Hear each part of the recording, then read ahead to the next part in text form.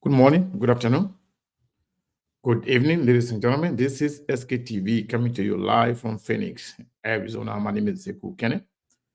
I want to say thank you to all of you for joining us today again. Today is Saturday, January 20th, 2024. It's good to be alive. It's good to be here. And I want to say thank you to all of you for continuing to follow SKTV. I want to encourage each and everyone to share the show. Today we are going to be looking at Joseph Nyimabuakai's inauguration. And whenever there is an election, there will always be an inauguration, and there will always be governance and the rest of it. So I want to say thank you to all of you for continuing to follow SKTV. We want to encourage you to share the show. It's very important.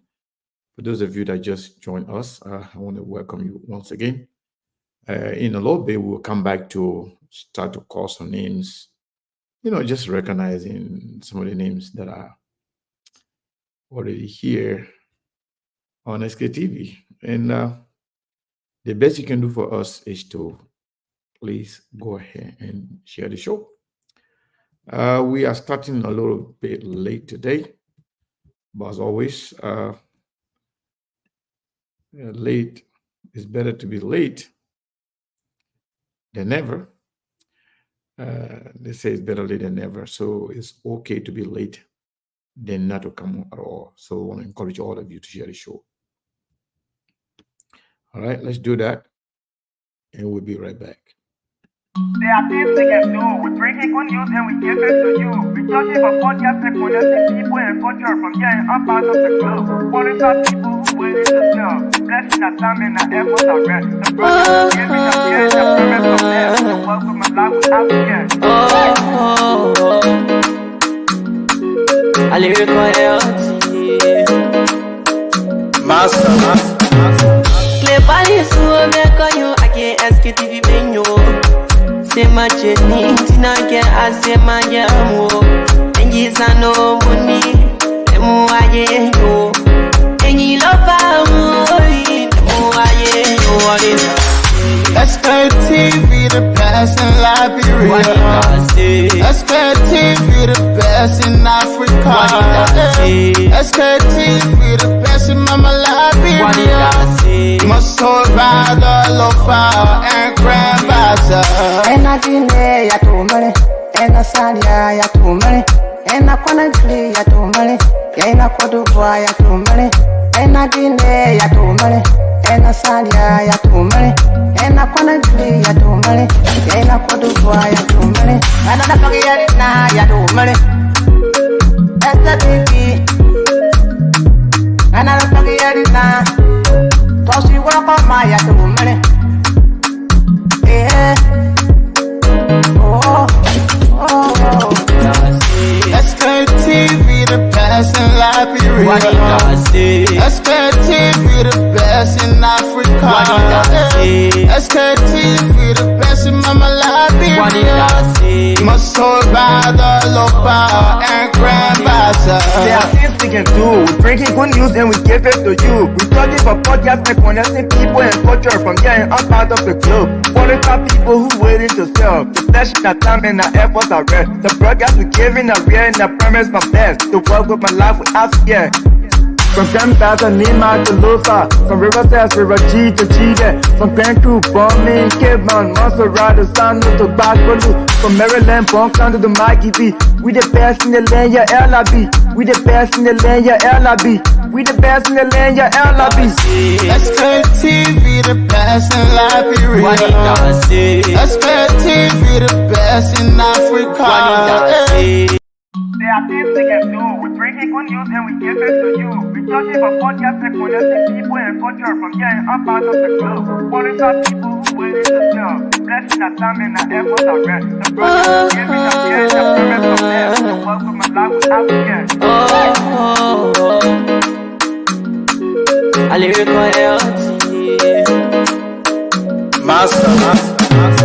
Play bari suo meko yo ake SKTV benyo. Sema cheni tina ke asema jamu. Enji sano muni emu aye yo. Enji lofa mui emu aye yo. SKTV, the best in Liberia. SKTV, the best in Africa. SKTV, the best in Mama Liberia. Must hold by the lofa and grandbaza. Ena dine ya tumale, ena salia ya tumale, ena kwana gli ya tumale, ena kodubwa ya tumale, ena dine ya tumale, ena salia ya tumale, ena kwana gli ya tumale, ena kodubwa ya tumale, ena napagi ya tumale, esta tiki, ena napagi ya tosi wako ma ya tumale,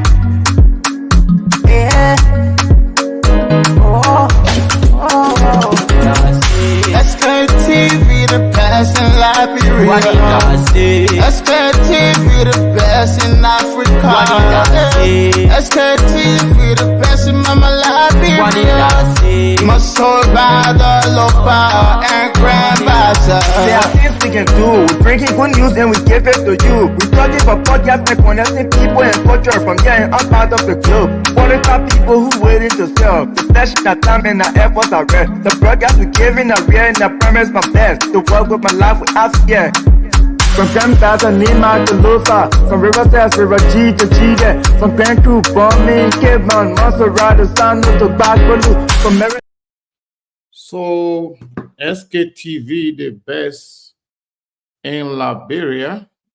SKTV, the best in the world. And we agree with that. We could not agree more. I want to say thank you to all of you for joining us again today. We want to say thank you for sharing the show. If you haven't done so, please go ahead and share the show. Let's take this time to recognize a few of you. Elizabeth Bowen, welcome to SKTV. And it's a City Geeks. City Geeks, welcome to SKTV. Joko Walter, welcome to SKTV. Yen Bayboy Ian, welcome to SKTV Reverses Pro. Welcome to SKTV Lucretia Gibson. It's been a minute, my dear. How you doing? Welcome to SKTV. Then we have Afri Blady or Blady. I'm sorry if I'm not pronouncing your name the right way. Felicia's Johnson, welcome to SKTV. Rudy Smith, welcome to SKTV. Toby Wilson, welcome to SKTV. James Davy, Abraham Sanyogo, that's my brother from San Antonio, Texas. I want to say thank you to all of you for continuing to follow SKTV. We want you to share the show. So if you are watching on YouTube, the YouTube is on our SKTV original YouTube page. It's just SKTV. You don't have to add anything to it. We have our backup channel, YouTube channel, that is SKTV LRB on YouTube, but that is not on right now. We cannot utilize both simultaneously. We don't want to do that because we don't want to get in any trouble. So we can have a backup plan. But yet, if you are on there, we want to say welcome. If you're on YouTube, you can also comment. But yes, I want to say thank you to all of you for being here today. We started a bit late. Precisely is about 12:07 p.m. here in the Valley, Phoenix, Arizona. So we have a lot of activities going on here today. So with regards to Liberia, we said we're going to be discussing Joseph Boakai's inauguration. And that is very, very important. Expectations are really high. And I can tell you, right now, if you think you are the only person looking at Liberian politics or following what's going on in Liberia, then you must be dreaming. The whole world is watching. The whole world is paying attention to us, Liberians. What kind of government we're going to have? How the government going to start? And who are some of the people that are going to be serving? They're going to be serving in the cabinet of Joseph Mabuakai. So, some of the information that we want to talk about here today is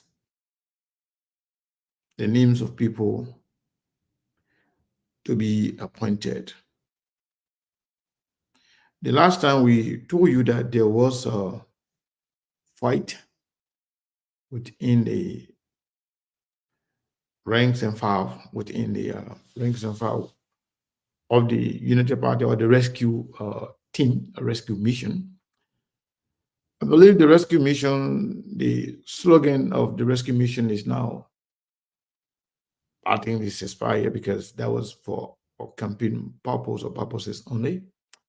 And I believe the campaigns are over and it is time for reconciliation and governance. So we told you that there was some fight, and that fight is now going down. Our fight has intensified. It has intensified in terms of position. There are some names that you never heard before. You've never seen anywhere. They will be announced to serve in certain position. There are some names that you are accustomed to, that you have heard for years. You may not see those names, serving in any capacity. Something happened the other day. I jokingly posted something that I said, but you didn't ask the people for resume or degree, but yet you are not asking them to bring those things after the election. I was just pulling the legs of some of my friends who actually vigorously campaigned for Joseph Mabuakai and the Unity Party, but then they are about to be left in the cold. Some of them, they're not going anywhere, and they are going to be actually frustrated. They're going to be disappointed, but it is what it is. Let me also take this time to stay recognize a few of you that just joined us. Eric McGill, welcome to SKTV. Nelly, Roy, Meg, welcome to SKTV. David Bokai, welcome to SKTV. Makimi D. Harris, welcome to SKTV. Let's see here. Naomi Mimi, welcome. Roberto Brown Cooper, welcome to SKTV. And we did not see your birthday. We couldn't even remember it was your birthday. You are very valuable and important to SKTV. When you have your birthday like that, just send us some kind of, text message. It's to SKTV inbox or to me, or our important people here. Trust me, if it is your birthday, we are aware of it. Even if we don't, post your picture to wish you happy birthday, we will give you a shout out while we're here. It's important. That's why you're part of SKTV family. So Roberta Brown Cooper, we want to say happy belated birthday to you. We wish you well. We wish you success. We wish you many, many happy returns. I want to say thank you to you for the support and for everything you do for SKTV. Rudolph Perry, welcome to SKTV. Franco Cisse, welcome to SKTV. Yvette Sifros, welcome to SKTV. My uncle Musa Sharif, welcome to SKTV. Munapega, Orito Zina, Sekou B. Kone, welcome to SKTV. We're watching us from where? Belgium, Brussels City. Welcome, Sekou. Thank you for following and sharing SKTV. Solomon G.K. Boy, welcome to SKTV. Helena Kekula, welcome to SKTV. Mary Pratt, welcome to SKTV. Patricia Brown, welcome to SKTV. Yeah, most of you, yeah, many of you have joined us lately in the last few minutes. But you got to be sharing the show, though. That's very, very important to me. Nutu Brent, welcome to SKTV. Asata Dosen, welcome to SKTV. And Felicia Johnson, E.O. White, Romelia Paso. Where have you been, Romelia? Where have you been? Anyway, Romelia can always be on on YouTube, so she can be watching on the big screen, so she can write from there. I think one of our colleagues just joined us, Sekou. How you doing? It looks like you got some background noise. What's up? Yeah, I'm good. See you. I hope you are doing well as well. How's Liberia, man? What's going on in Liberia? Yeah, we are good, and Liberia, we are doing well as well. And basically, many Liberians are waiting on the inauguration on Monday. But the sad part about it is that CEO interested to know that many Liberians are not aware of some of the things that will be taking place on Monday in terms of information dissemination. As we speak currently, even the press who apply for accreditation to cover the inauguration, some of the media institutions have not received the accreditation from the joint presidential team on communication. And it will also interest you to know those political parties, those alliances that supported Joseph Imapwaka, even some of their party executives up to current have not received their tech for the inauguration, their invitation for inauguration. So basically, many Liberians are not aware on those guests that will be coming on Monday. Whether African president will be honoring the invitation, what are those dignitaries that will be attending the inauguration comes Monday. So everybody is just in a state of dilemma on what will be happening Monday. So as we stand, the press is here to get their media pass to cover the event. Some of those political parties that are in alliance with the United Party executive have complained that they are here to receive their tech from the joint presidential team. And that is what's so much happening currently in Liberia when it comes to the inauguration. Wow, that's quite interesting.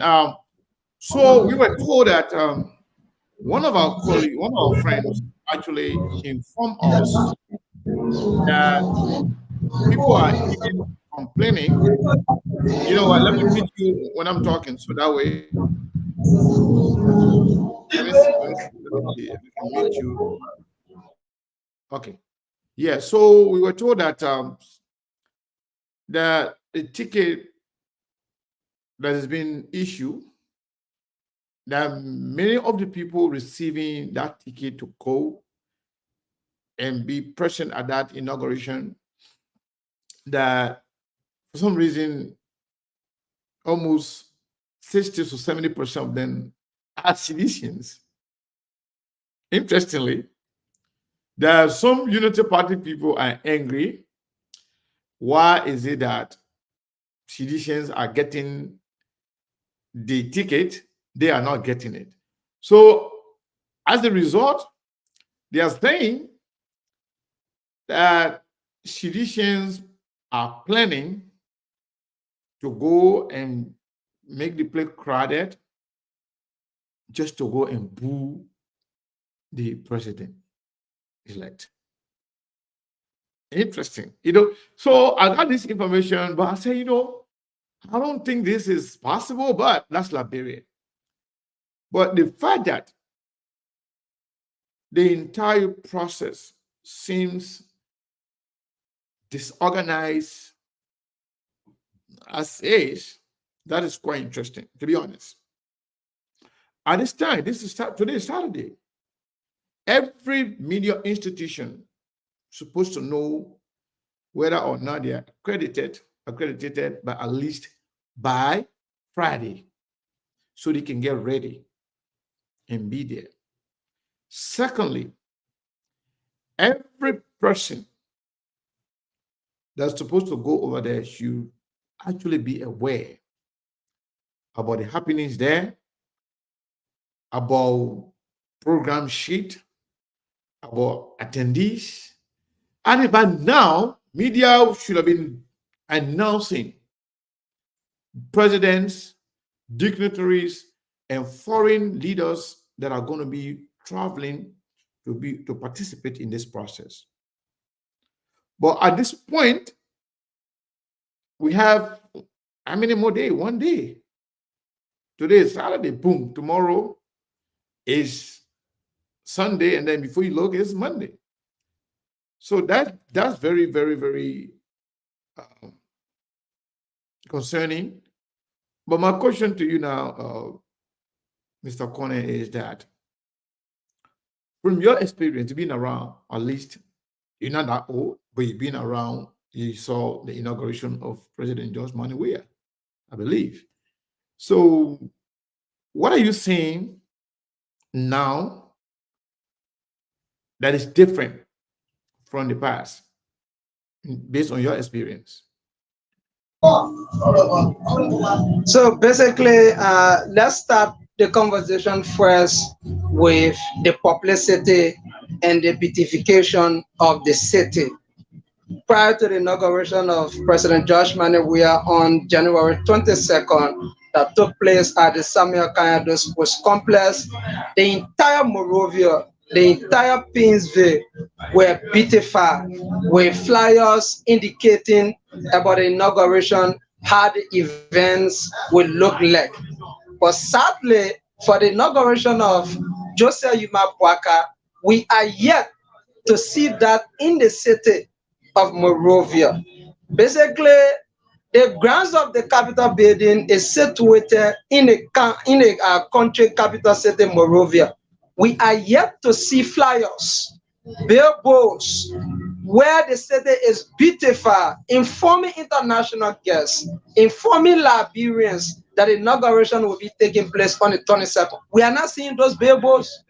We are not seeing it. Poor communication system. The communication system is very poor. How do we get to the joint presidential team when it comes to inquiry? There's no number available. There is no email available that one can contact in terms of information, in terms of clarity. The system is very poor. Up to today, as we speak, Liberians are not aware. What are those foreign guests that will be coming for the inauguration? We are yet to know. We are yet to know how many African country presidents will be coming for the inauguration. We are yet to know how many international representation will be here for the inauguration. We are yet to know how the formality or the protocol on the day of inauguration will be like. So, Mr. Kane, I want United Partisans to understand that elections are over and United Partisans are now in charge. That is why they say the joint presidential transitional team. The CDC appointees on that committee are only working in line with United Party team. So United Party people should not be complaining. Be real to attend that occasion. United Party should get rid of politics now and work with the team. You cannot say only Seditians have received invitation. Are Seditians not Liberians? Are Seditians not former government officials? It is the right of Sedition to also attend. But mind you, one political party cannot be requesting for 4 invitations, Mr. Kane, and that is what that is happening currently. There are over 22 political parties, alliance, that supported the United Party. Each 22? Of them now are receiving for over 8,000 invitations. Some of them are. Oh my God, that's bad. That's bad. We lost Teku Aminata Kone there. Hopefully he will come back on. And yeah, hopefully that was very, very. How is that possible that you get invitation for yourself, get invitation for your wife, get invitation from your children? It is not possible. And I think that is where some of their complaints are coming from. Because the demand they are making, they want invitation for themselves and their family relatives, which is impossible. So it is the EPS that is clue with the authority to give invitation for presidential events. I can recall during the past of tenure, it was the EPA that was giving accreditation. So let United Partisans understand these protocols and get rid of party sentiment and get rid of politics. Elections are over. It is now time that they take on the responsibility that they campaign for over the years. The responsibility to deliver Liberians. The responsibility to fight corruption. The responsibility to improve the life of citizens and not to be diving into trivialities. So again, let me say thank you, Sekou, for shining light on those things. Now, since today is Saturday, we got Sunday. Do you think they have enough time to actually go and start everything that you just mentioned in terms of, Babel, flyers, other things that will somehow create some form of euphoria when it comes to the inauguration? So you think they still have some time to do that, or it's too late? There's no time, and I foresee a blame shaving game. And I think if the inauguration is poor, if the inauguration becomes the worst inauguration in the history of our country, folks in Unity Party may want to shave blame. They may want to shave blame that they did not receive the approved budget from the executive. They may want to shave blame that the executives' appointees were not cooperative with their own team. But I think there's no time available now. Mr. Carter, we only have Sunday. We only have Sunday. So now, many people are not even aware of the protocols, except the security protocols, where the security have come with some measures. But in terms of adequate information dissemination, many Liberians are not aware. The dissemination of information arm of the Trump presidential transitional team is very poor, very, very poor. And I predict if care is not taken, this inauguration may be the worst in the history of our country. Those who have come to rescue us cannot even organize a colorful inauguration. It is so saddening. Those who have complained that they cannot disseminate information for citizens to know how the inauguration will be like, it is very sad. Those who have come to rescue us cannot tell us how many international dignitaries have agreed to honor the invitation extended. It is shameful. Those who have come to rescue us cannot tell us the budget approved, whether they have received the money or not. It is so shameful. Those who have come to rescue us, there's no contact number available in terms of inquiry. It is so shameful. What have you come to rescue? When the same error that those who are living made in the past, you continue to make similar error like those who are living power. What have you come to rescue? Even your inauguration, to get proper information, it is very bad. Up to current, media have not received accreditation. So I also see this of sidelining the media on the day of inauguration. Tomorrow is Sunday. When will media receive inauguration? Joseph Yuma Baka should be sworn into power 11:59 to sharp 12, Mr. Kane.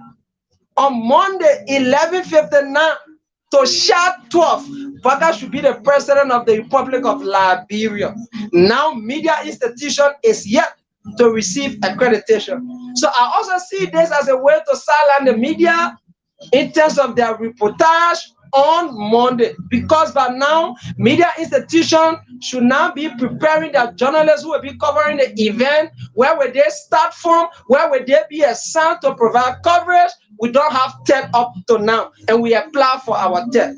So I see this inauguration, if care is not taken, will be the worst inauguration in our country history. So, President Wong, welcome. How you doing? What's up, Sekou, and what's up to the other Sekou on the other side? I mean, we just got the namesake plenty on the network. We got 2 Cyruses, we got 2 Sekous, and I don't know what's going to happen in not too distant. Who knows? Who knows? I think we got 2 Emmanuel too. If I'm not mistaken. Crap! Yeah, I think we got 2 Emmanuels. Yeah. So, you know, Monk. Before I go to you, I want to ask Sekou about, this whole inaugural theme. So what are we hearing, or do we have any information with regards to potential nominees for cabinet position? Do we have any information? Because traditionally, before, at least 2 or 3 days before the actual inauguration, you already know exactly who's going to be serving in what position. So do we have any information in that regard? So thank you, Sekou. And let me also confirm to you on the previous names that we announced on this platform. I can confirm to you, Mr. Kane, that Larama Sheikh Yanton, that we inform our audience that you will be appointed as the Minister of Youth and Sport.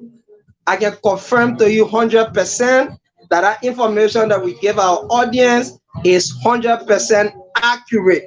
Sources close to Lama Yanton have, confirmed that information. I can also confirm to you that the political leader or the standard bearer of the All Liberian Coalition Party, ACO, may be going at internal affairs, Loseni Kamara. Okay. Loseni Kamara will be going at internal affairs. I can also confirm to you on the foreign minister that we inform the public, Sarah Yanti Beslo. It is confirmed from sources that I personally contacted that she may be the minister proper at foreign affairs. With the case of Patrick Honor, it is somehow not yet confirmed for the fact that, Patrick is eyeing more bigger position than our press secretary position. But there where his qualification lies, there where Baga wants to send him, but Patrick is eyeing more bigger position than the position that Parker wants to appoint him to. I can also confirm that lady from district number 13, Colina Skratokpa, that she may be appointed as Minister of State with our portfolio. So these are few names among the names that we inform our public with, that from the background investigation we did, sources close to them confirm that yes, indeed. And a guy from Lama Yantakia, we are talking, and a guy said, my man, how you manage to get that information? People just calling the mayor said, you don't know how people got to know that you'll be going to Ministry of Youth and Sport, blah, blah, blah. I said, we are SKTV. We'll bring you credible information, voter biases, prejudice, and malice against any individual. So these are few names that I can confirm for now on the names that we inform our audience that will be designated to their various positions. So I'm interested in knowing about ACO because there are other political parties that are part of the alliance with the Unity Party, especially in the second round. So who else do we know when it comes to ACO besides the standard bearer? Do we have any other information in regard position that will be given to ACO people? Yeah, so basically ICO chairperson Ansu Dole has been a staff at the Ministry of Information over the years. So basically, there are some promotion from the information gathered that there will be some promotion from ACO chairperson and Ansu Dole that's been working at the Ministry of Information. And with the lack of Ali Sila also, there are some positions that will be appointed that is yet to be disclosed. But the essence of the area that ACO standard bearer is going, as Minister of Internal Affairs, you have controls when it comes to the appointment of superintendent, when it comes to the appointment of county superintendents. So basically, many people have started requesting to ICO standard bearer. If that is confirmed when he is appointed as Minister of Internal Affairs, that they want the superintendent of Lofa County to come from a Madingo background. And many are saying that they see the collaboration of ICO, that of the Unity Party, of strengthening the Madingos and folks from Unity Party relationship in Lofa County. So basically, perhaps when ICO standard bearer is appointed to that position confirmed by the Liberian Senate, he will also use his power, his portfolio to also create opportunities from other Acopians. But from now, what I've heard and what I'm informed about it is that ICO standard bearer will be going to Internal Affairs Ministry. ICO chairperson Ansu Dole will be elevated at the Ministry of Finance and Development Planning. Cyrus, my man, Rizla Monk, what do you make of all this information coming out of Liberia, especially when it comes to the nature of poor planning, lack of information, and and the rest of it? I mean, what do you make of it? Well, in politics, there are certain steps you watch to know how things are going to be. They say when your Christmas is going to be better, you will tell from the eve. People watch and monitor how you run a campaign. The next thing, your inauguration, is another sign of things to come. And the feedback we are getting from on ground, it just doesn't bode well for the incoming administration. It's raising a lot of eyebrow in terms of organization. I even forwarded the link. I forwarded the link to Moses yesterday from the international guest, our U.S. delegation.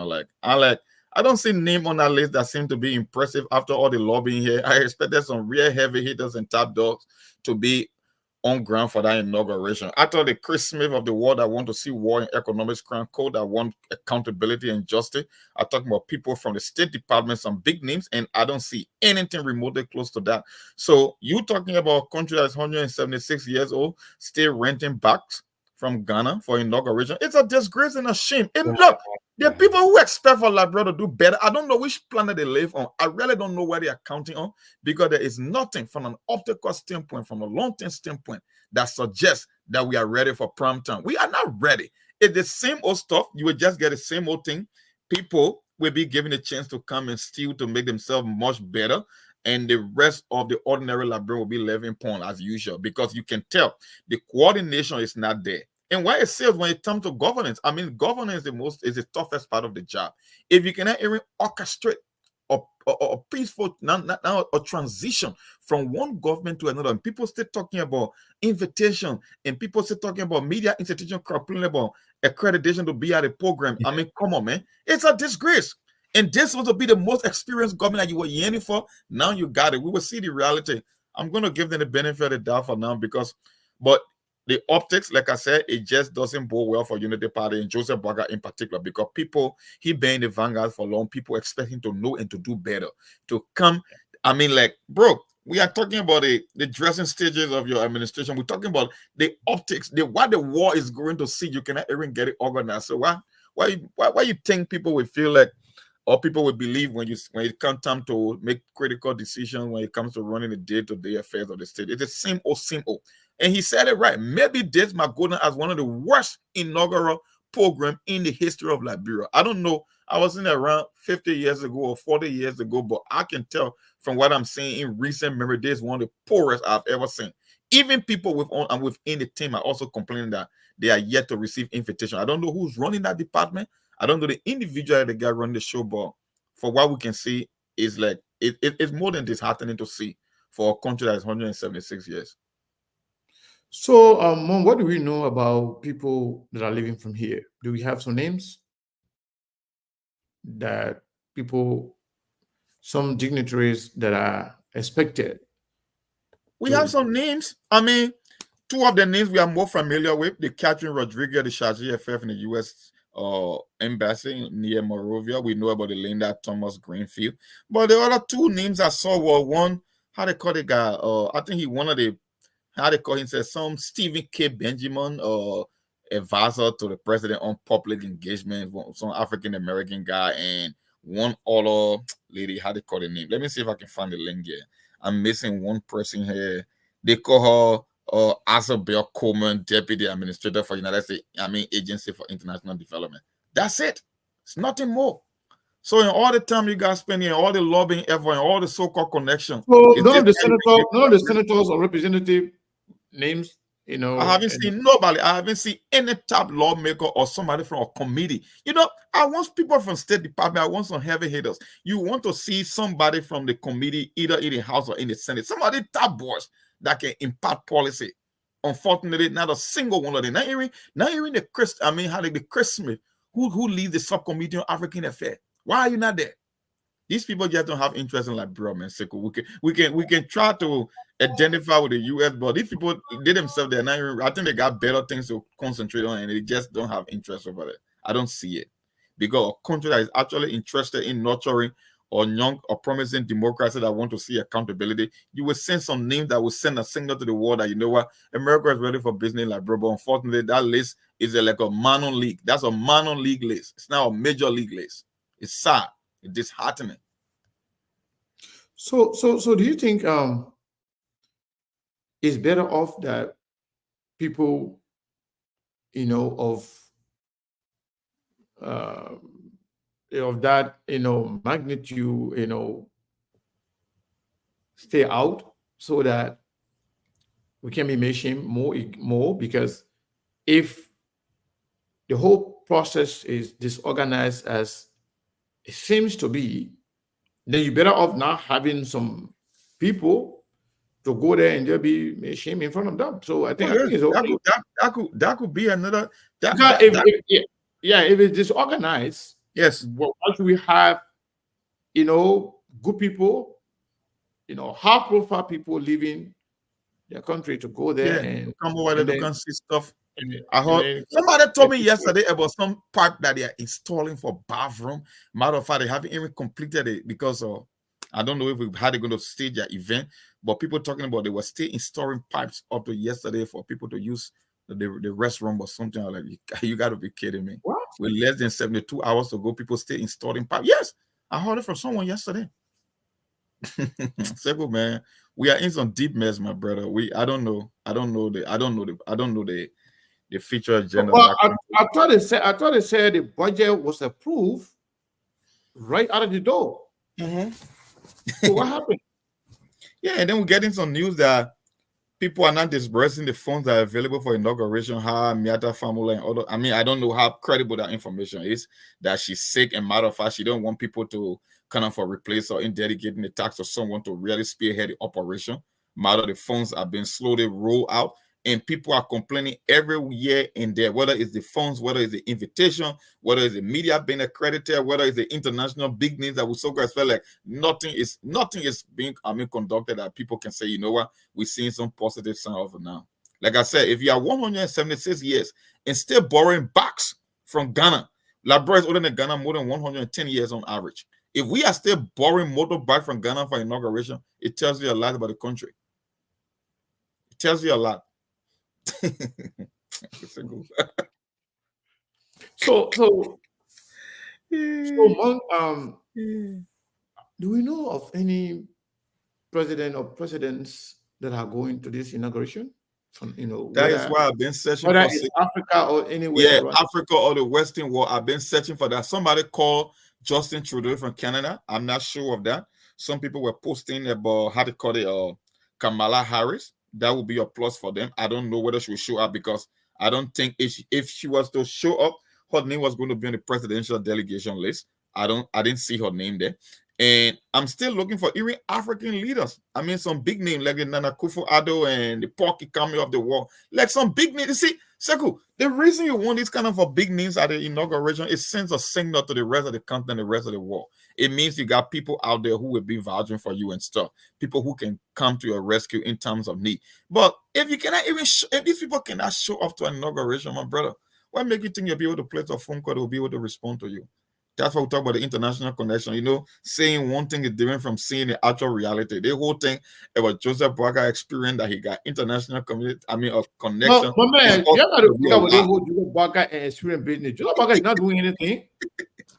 Yeah, people doing the thing for, you know, Joseph, to be honest with you, Joseph Boakai is not, you know, sometimes when you say, people think that you stay in a campaign mood or you stay, you know, trying to look down on the woman, but you and I know. Yeah. And those around Joseph Boakai, they know very well. Joseph Boakai is not doing anything. Joseph Boakai has no idea what's going on in terms of, you know, the real war. I mean, right now, Joseph Boakai got experience in running, you know, in being government in Liberia. But the war have changed. Now we are in. Imagine at this time,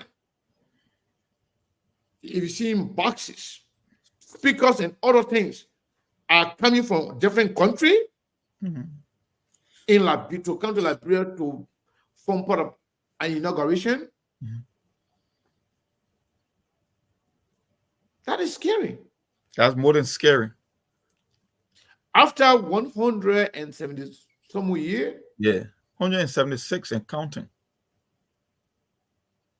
You know, so I don't want when you making statement, you should actually count on Joseph Boakai more in terms of, you know, moving things.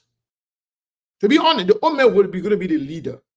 But the Ome, what the Ome going to do? What are you going to do? There's no experience for presidency. As long as you've never been president before, you don't have no experience for presidency.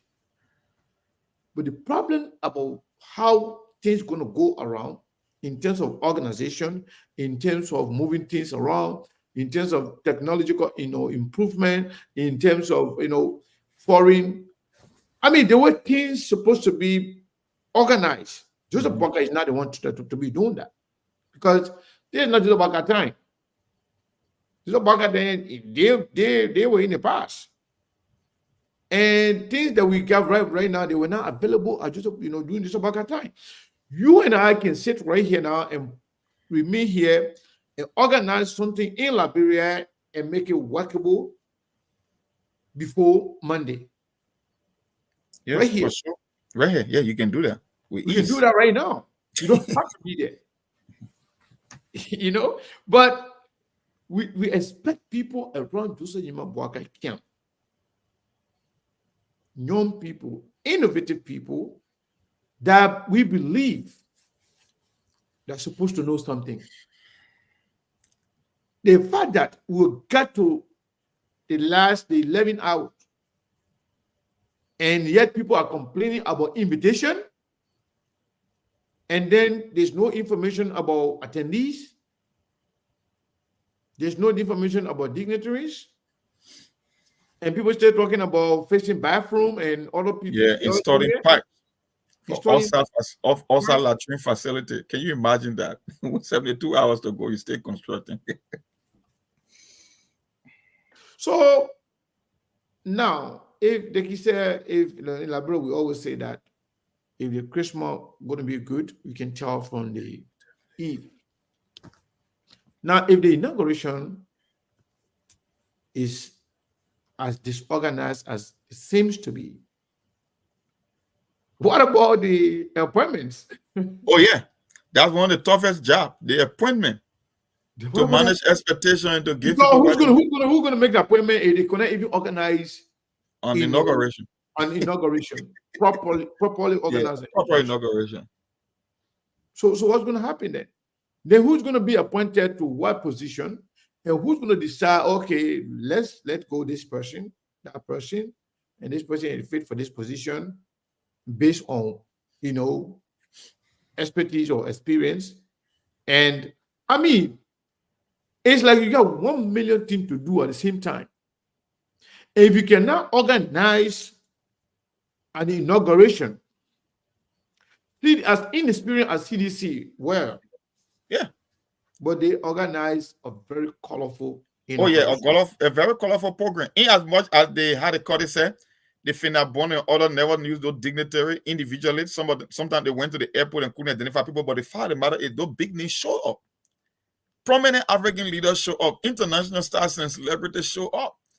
At least they created that. I mean, they created the optic that, you know what, we may not know them. I mean, people went to the airport, they didn't know who Dangote or whosoever who the individuals were individually to identify them. But at the end of the day, there were people that were there. That event was very colorful. At least it sent the message. But you're talking about the most experienced men and people that have been there for 12 solid years, coming back for a tear run, and you still got the program disoriented and disorganized. I mean, how can you make the argument? How? So it just tells you that it's a fundamental difference between Madam Salif and Joseph Burger, whether you like Madam Salif or not. They were just a bunch of professionals as compared to this amateur. It's a two separate wing of a party. The Joseph Burger wing of Unity Party is not the same as the Madam Salif wing of Unity Party.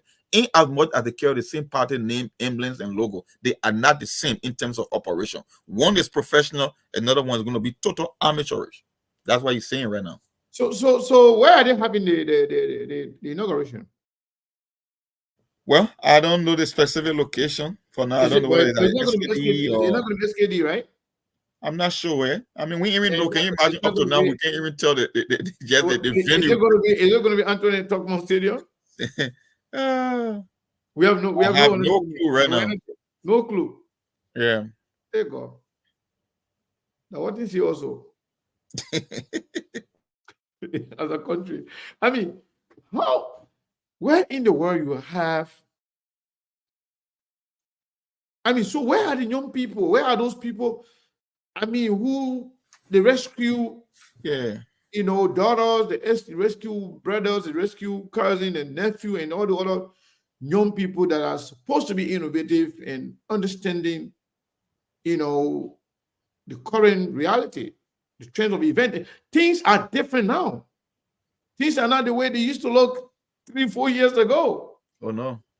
Everything, every time we have been introduced to new technology. Now, artificial intelligence is even, up to date than they were yesterday. That's how life goes right now. Every single minute that passes, you get a new thing, new innovation. Every time. Imagine when we came in this country, the time I came here, we barely used to watch soccer game. Even football, or African Cup of Nations one, we used to struggle. I remember a few years ago we used to take our phone, put to the TV, and then try to summon Kiase. Yeah. These days it's everywhere. We used to struggle to even find soccer game.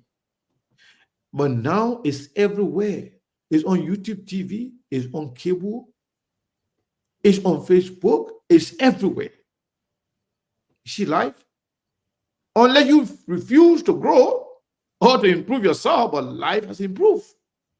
And it continues to improve every day. So now, when I say don't depend on Joseph Boakai when it comes to making things to happen, it is now a form of disrespect. What I believe, those little things, there should be people that know exactly what to do. Joseph Boakai is not supposed to be doing all of those things. If you say you call yourself rescue team, you not say rescue man. You say team. It means that you have all the pieces together. You have everybody knowing what they want or what they're supposed to do, knowing what to do, in the interest of Liberia and also in the interest of the team, especially when it comes to organization. You know, that's why those of them that were angry, that were somehow getting agitated for Amara Kone carrying, taking the credit for the way and in manner they conducted their war room, the manner in which they presented their report. When I'm not going to take credit, some of them were getting angry. Now, I'm sure I'm not going to is not the one now running this inauguration. So what's going on? Maybe with his experience with Ellen, also his exposure to the outside world, maybe that would have helped. Maybe his connection, that will have also helped to bring some people in. But now, who is actually leading this program in terms of organization? Who is organizing it? Who are those? Because sometimes you can hear name of a lot of people. There are a lot of names out there being thrown out there. But who is actually responsible to make sure that the right thing is done and things are done in a proper manner and people are invited and people who are supposed to receive accreditation to receive it on time, to create some form of euphoria, some form of excitement around the whole inauguration. I've been asking this question for days now. I say, how is the momentum there in Liberia? They say, like, nothing going on. So what happened to all the momentum, the segment, it just died naturally, even before this inauguration. Like, the feedback you're getting from people on ground, they don't seem optimistic in as much as they were hoping. They had their hopes all high. I don't know where they are saying that we are not saying, but something is just not clicking. People, it almost like going to a store and buying your product and then a few minutes later trying to regret your purchase. That's just how it seems like. I gave you some instances that happen, things that happen, even with the Geopolitical situation. And you make a call now, you ask people to be like, man, the inauguration is happening, but we're not too optimistic yet. Maybe something will have to change on ground immediately when they take office. But for now, from what people are seeing, from the optics, from every logical standpoint, it just doesn't look well. I don't know. And people on the ground are beginning to feel that something is just not right here. Maybe it could be a sign of things to come, or maybe they could get their acts together immediately upon taking office. But the question is, if you cannot handle the smaller things, how can you handle the most complicated one? That's the fear right here. That's the fear. Yeah. So, but Mamang, somebody said that Augustine Kone is the one organizing. No disrespect to Dr. Kone. I know him very well. I know him personally. I've met him. He used to be in Atlanta, Georgia. And I think we had a program where he served as a keynote speaker back in 2007. I remember him. And when he went to Liberia to work at the Ministry of Labor or Public Works, somewhere there, he went there. When he served as deputy under Ellen. I know he's the old man that is very, resourceful, but when it comes to current reality, those old people, the way they look at things, the way we look at it is different. Right now, the war is moving very fast, very, very fast. For them, they want to do it the same old way. And I think that's why they are falling behind. And that right there, that's Joseph Boakai right there too. The war is moving fast. Very, very, very fast. So if you want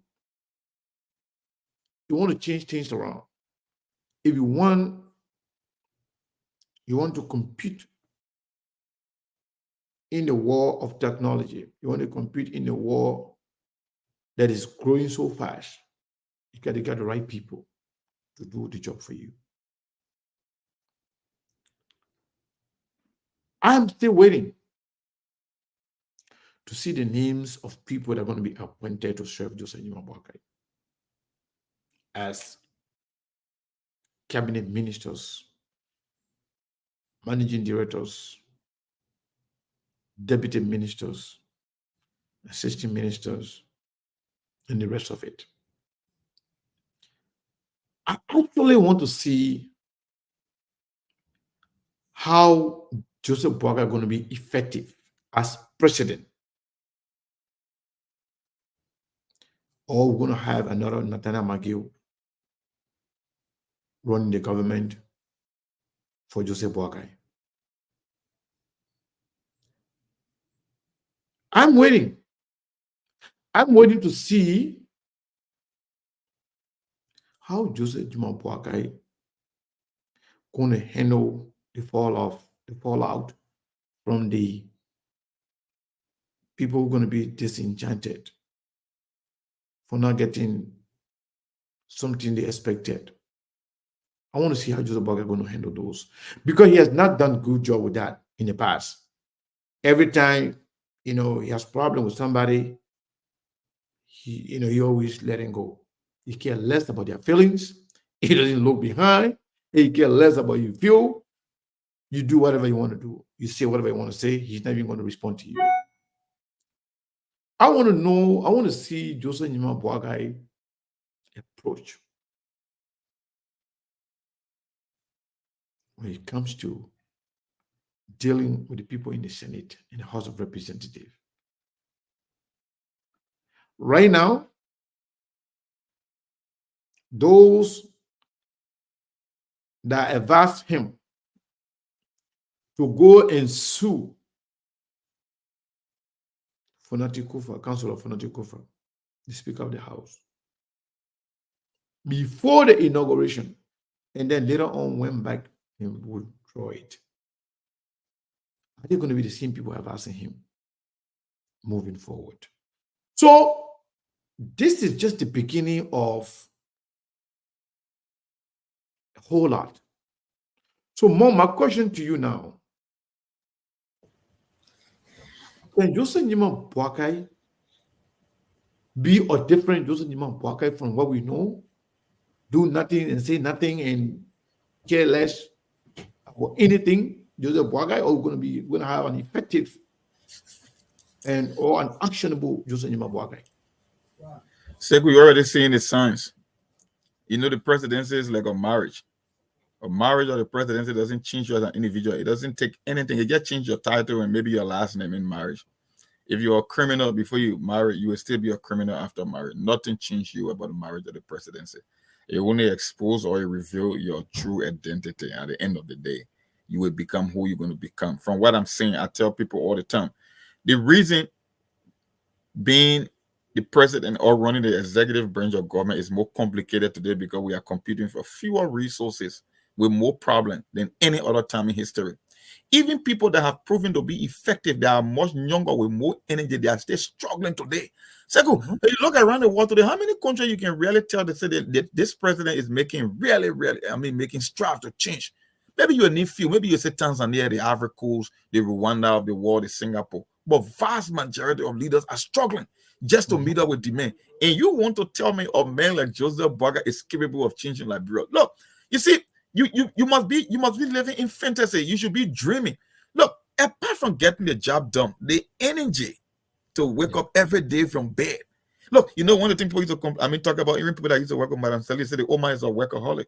The Oma will go to the executive mansion, even a security guard, some of them will be mad because she will put in 12, 13 hours a day. Late in the evening, she's still making phone calls overseas. Do you think Joseph Boakai got close to that energy to do half of what she did? And you're talking about rescuing your country? But you know what? We still got more to see. But I know exactly what's going to happen, because if you honestly, you see, the same thing happened to the people who are supporting Georgia. We used to tell them, you can let Georgia all you want. To run a country is the most complicated job. You are responsible for millions of people. If you can look at a man like Georgia and believe that he could run a country in this day and age, then you must be a comedian. And exactly what happened after 6 years. Everybody have come to the conclusion that it was a waste. It was a wasted 6 years, because you are trying to find or do something that is not there. You cannot look at a man who cannot do a boss job and think that he can do a man's job. So what do you think? The result is going to be inevitable. It's the same thing with Joseph Boakai. Typical inauguration. You got a scrimmaging like that. Think about appointment. Think about getting the job done on a day-to-day basis. Come on, man. We screw it up again, man. And then that's wasted 6 years. I would say. I want to be on the record. In as much I always say I want to give it the benefit of the doubt, I can tell the outcome how things is going to be like. Nothing is going to change. Nothing is going to improve. Maybe my hearing be, some people are hearing anticipating might be worse than hearing we are 6 years. I'm not going to go for that. I think he will be a little bit better than Georgia. But from a broader standpoint, from a holistic standpoint, I don't expect nothing to change fundamentally under this coming administration. And we are seeing the signs already. So, sometimes, we have discussed this, and people always try to, get angry about it. And people are saying, we have heard this enough, and let's move on. That's fine. Joseph Boakai is still sleeping, Monk. So, even though we know that people said, even if he sleeps, they don't care, they will still vote for him. Now he has been voted for. He's now the president. But he make him be on an interview, he sleeps. You go to the mosque, he sleeps. You go to the church, he sleeps. Everywhere he goes, he sleeps. So, you think that will have ripple effect on us as a country? Or everybody will just say, you know what? We know that's who he is, and then it's okay, it's fine. Most likely, we will all agree, because we all been agreeing before the election when all the warning signs and the flashing lights were there. We all agree. So what changed now? And what about other people who are not Liberians? You think they will care about that? That the Americans may get some problem? Why would they want to care at this stage? He already secured a job. He's giving you a mandate for 6 years. So even though that are not Liberian people that are outside the country, why would they want to hold? No, I mean, people who can deal with you as leader. You got to trust the leader. You got to trust the ability, the energy level, the level of intellect, the understanding of things. To see a man that can barely keep himself up. You think a lot of people have problem with that in terms of directly dealing with him, or they will say, you know what, even though he's the president, but can still work with other people, even if he sleeps? Oh, that for sure. Not too many people want to work with a person like that.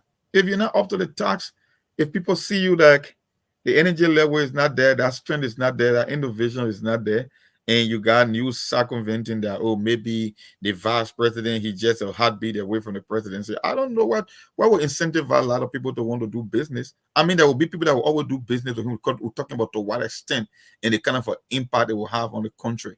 That just why it is. I mean, you're looking at the old man. I mean, I respect the old man. We can say what we want to say, but the reality is the reality. Perception is not reality.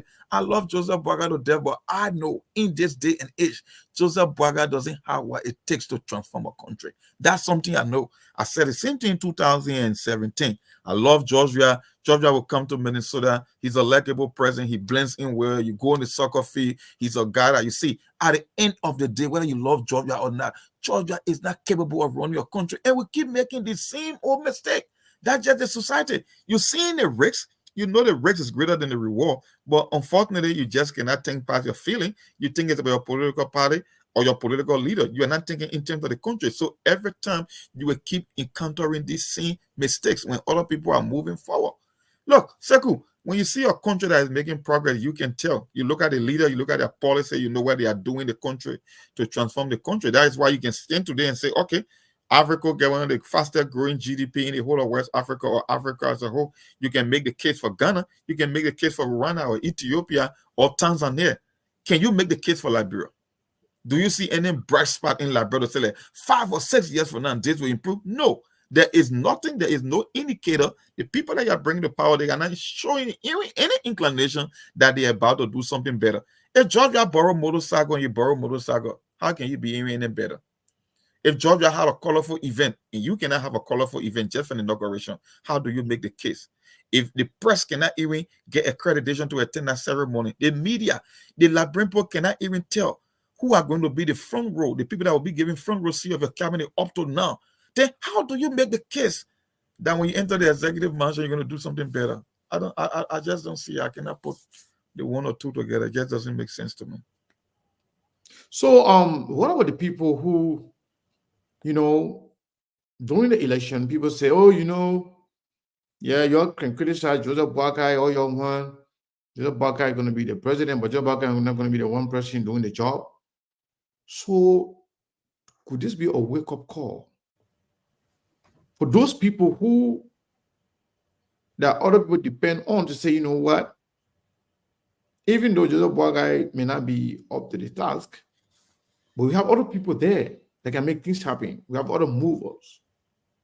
And now they are performing poorly in terms of organizing an inauguration.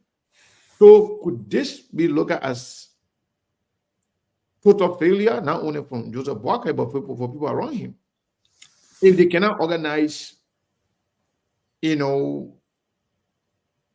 colorful or some kind of a, inauguration that will people say, wow. If they cannot do that, could they be considered failure on their part? And not just in Boakai, but people that you can depend on, say, you know what, these are young people, they are educated people, they know what's going on. But then all of a sudden they cannot even organize an inaugural event. So what's up with that? You see, that's the downside of the presidency, When you are the president, you see the thing about leadership, it don't necessarily mean that you know everything. You count on people, you leverage people's expertise and strength as a leader. The only difference of a leader is you are the one that are going to pull the lever when it comes to making critical decisions in real time. That's what most leaders does, at the end of the day. But in Africa, and let's say Africa as a whole, not only specific to Liberia, we have something we call the superior presidency. People take cues from the leaders because the leaders are the one that take the blame and the responsibility. Yeah, we understand that people, the young people that are supposed to know better, that travel around the world, are supposed to have some experience. For me, I'm not going to shift all the blame on the old man. But unfortunately, in the game of politics, he's going to take all the blame, in as much as I don't want to shift the blame, because they are able-bodied lieutenants that are there, that's supposed to get a job done, that's supposed to make the phone call, that's supposed to get resources into place. If they cannot get it done, yes, that's a disgrace on their part. But unfortunately, who take the brunt of the burden? It's Joseph Newman Parker. He's the head. He's the one take all the blame. If things were to go on 100% splendid and very, very, like I said, in a colorful way, who would take the credit? Joseph Parker, in as much that there will be people who will be in the trenches putting in the hard work. So, it's a give and take. We will want to blame the other people that did, the young people to coordinate things, to make the events a success. But unfortunately, if things go down south, Joseph Newman Burger will carry the brunt of the burden, and that's just why. Yeah, so speaking of Joseph Newman Burger carrying the blame or the burden and everything, do you think if Joseph Burger was actually up to the task, he would be asking questions, he would be following up? Because leadership, I know what leadership is all about. Oh yes, leadership is about delegation and follow up. You tell people what to do, and you make sure they do it. Make sure they do it. That's what leadership is all about. Administration, governance, anything. You want to make things to happen. You want to make sure things happen. You assign people to do it, and you follow up. You can't do hands-off approach. You assign people to do a piece of job, and then you check on them. For example, even having a Facebook page, You're working with other people. If you just put everybody there and just take your eyes off, in a split second, some unthinkable thing will happen. Also, if you appoint people to do a piece of job and you take your hands off and eyes off, guess what? Some people will not even perform. Some people will. So if Joseph Nima Boakai cannot be able to follow up, to call them, to call and check what's going on. What about this? Because you talk about experience. Joseph Boakai being considered as the rescue father or rescuer of a country, Joseph Boakai is expected to know it all. Joseph Boakai is the most experienced person, when it comes to loving politics at this point. So, Joseph Nima Boakai should or must be able to know whether things are on the right trajectory. And if they are not, Joseph Boakai must be able to follow up, reach out, find out, direct or redirect to make sure they get an acceptable result. So if Joseph Boakai is the president-elect, is the leader of the rescue mission or rescue team, any failure, any decimal performance, you're going to have to be ready to take the blame. Because why? He is the most experienced person and he is the leader. So, if Joseph Nima Boakai cannot even stay up to keep himself up, how do you expect the man to follow up?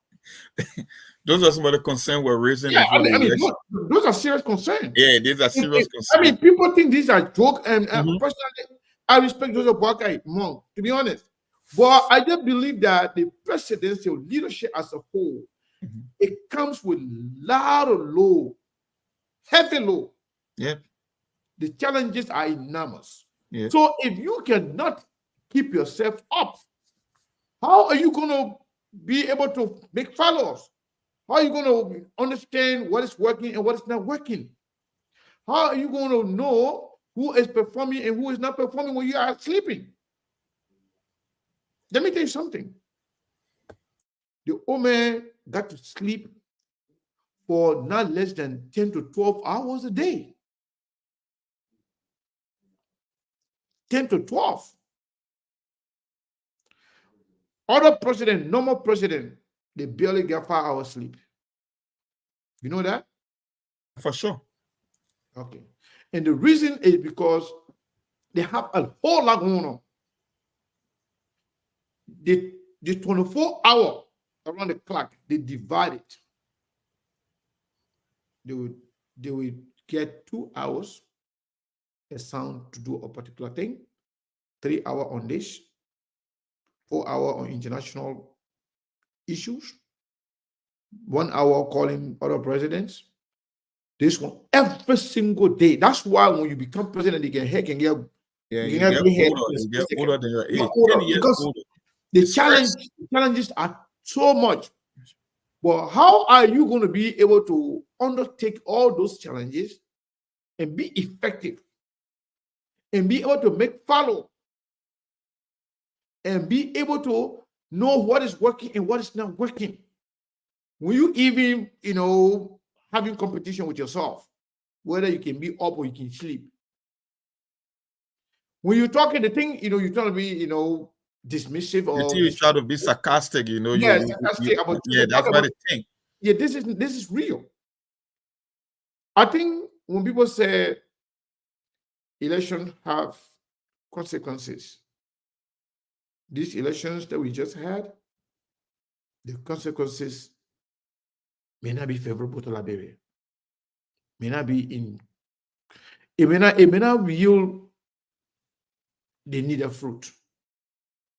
Because you know what? When chicken white, it's white. when it's black, it's black. I think Liberian people will forever remember this election 2023 will come down in history as one of the memorable and one of the consequential moments in the history of Liberia. Because people seem very stupid, people seem to be very careless, people seem to be very, very vindictive, and nobody cares about the country. Everybody only cares satisfying their personal egos. People only care about getting on the nerve of the next person. People only care about,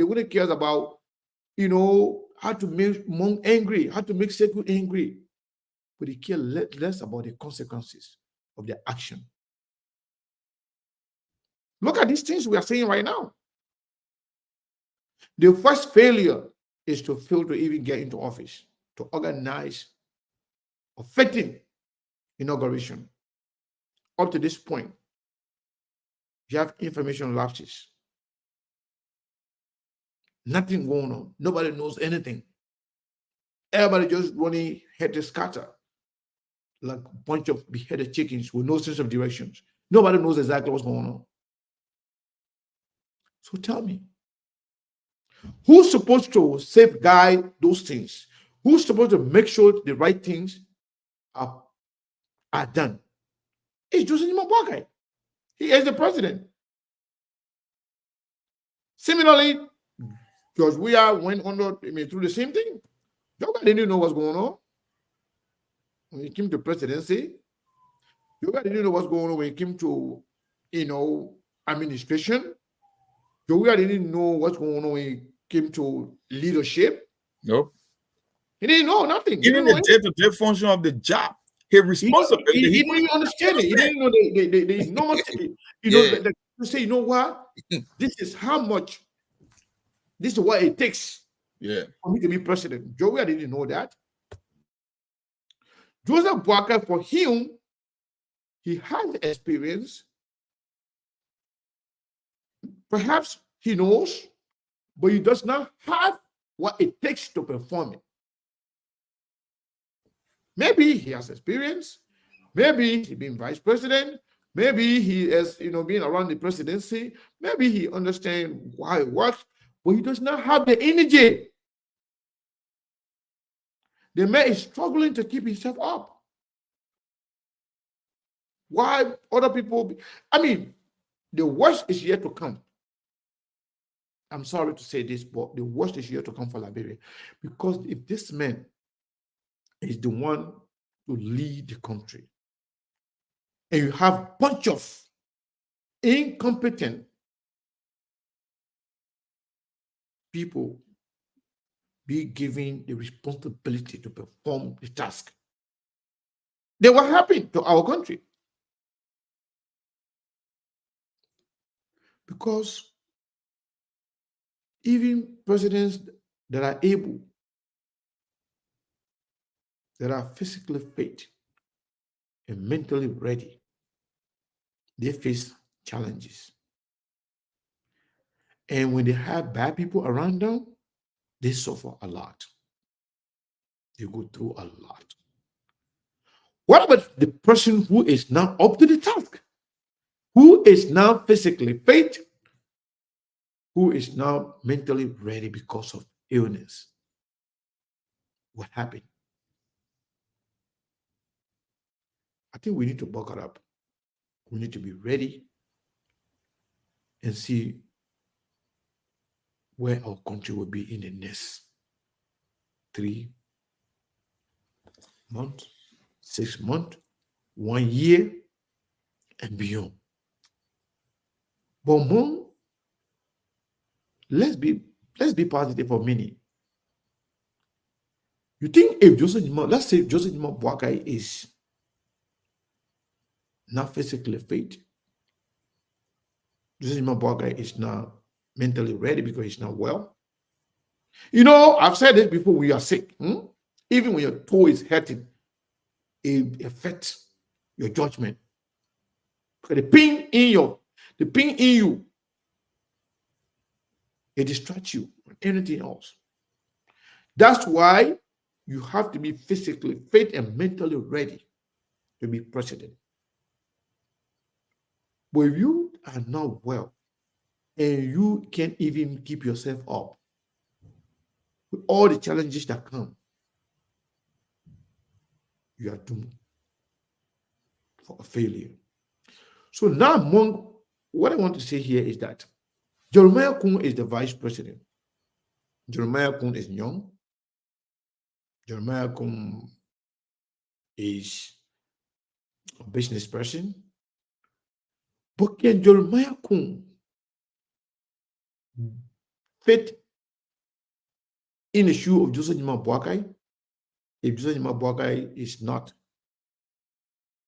performing well in terms of making follow-ups, in terms of checking on people, in terms of making sure that things happen? You think Jeremiah Kun is ready to fill in the shoe of Joseph Nima Boakai while Joseph Nima Boakai stays in office?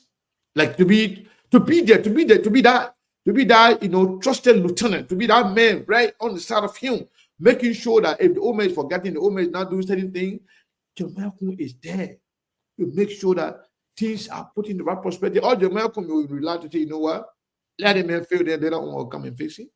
What's going on here, man? Segu, there are two words that we use interchangeably. They must sound the same, appear to look like they are the same, but they are not the same. And that's capability and ability. Joseph Boakai does have the capability to do the job. He does not have the ability.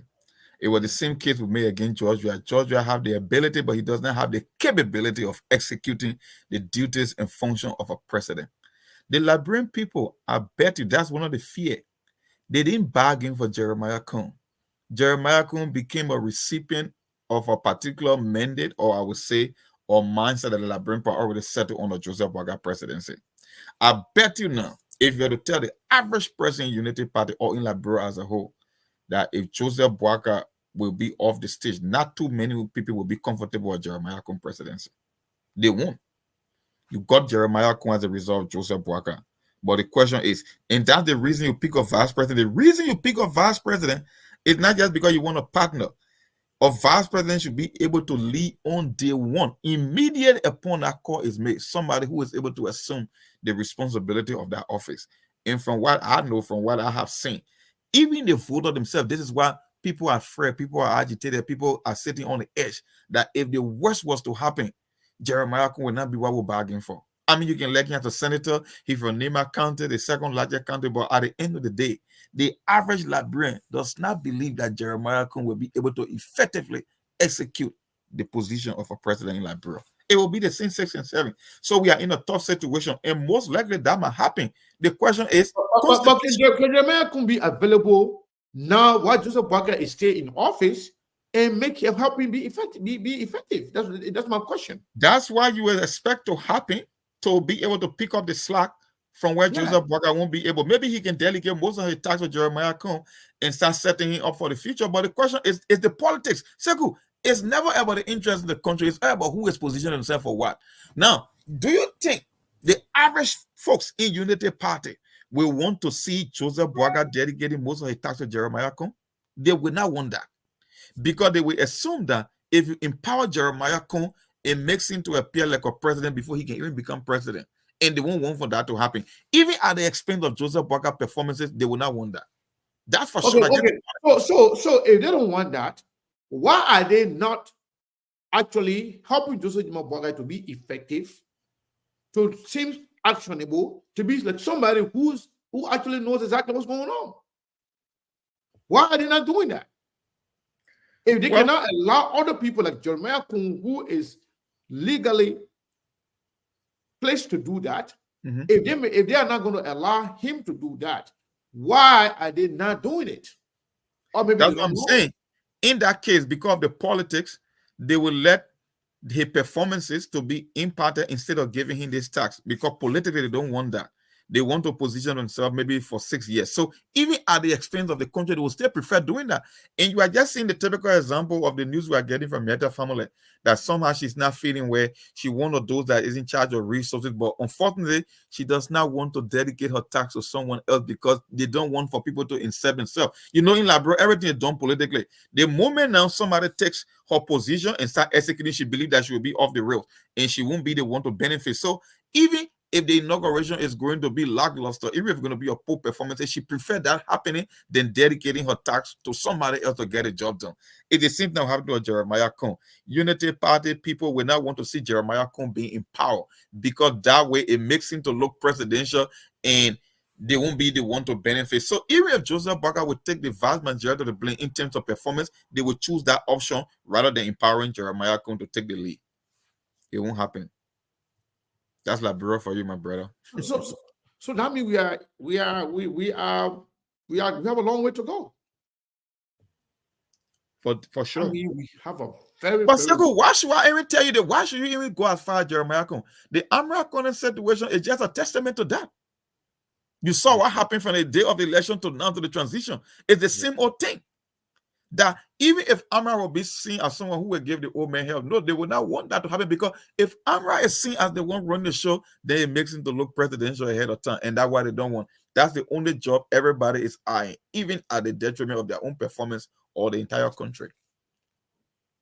So we don't need Jeremiah Cohn experiment. Amra Cohen's situation is more than enough to even say bill or theory against that particular argument you are making, to be like, you know what?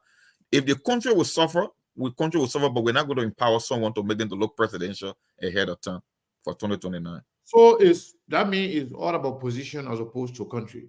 Yep, that's just why it is. And that's how the people themselves vote, even the voters. It's all about their political party, their political leader, and now the people who are in power, it's all about themselves and what it tends to benefit in the country. That's why I keep saying on the show every day. The moment we start thinking country, you see, for me, the way I see Liberia, it's two things that always hurt my feeling. I look at our land for existence. We are 176 years. We are older than the average African country by more than 100 years. The second thing I look at Liberia is when I look at countries that used to look forward to Liberia. You know, too many people don't read the history of Liberia. Liberia was not only part of the United Nations, we were part of the League of Nations even before World War II. Liberia is not a small country. Liberia, well respected. Now, when countries like Ghana and Nigeria and other people used to look forward to Liberia, to look up to Liberia, Liberia was a major decision maker on the continent of Africa. The Casablanca Conference, when Totman and other people were running the show, not only in Liberia, but on the continent. If you see those countries way ahead of you, and you look at your country, we are not even getting ready to start getting ready. It pains you a lot. But unfortunately, the vast majority of the people, even the so-called educated one that live in the Western world, they don't see it like that.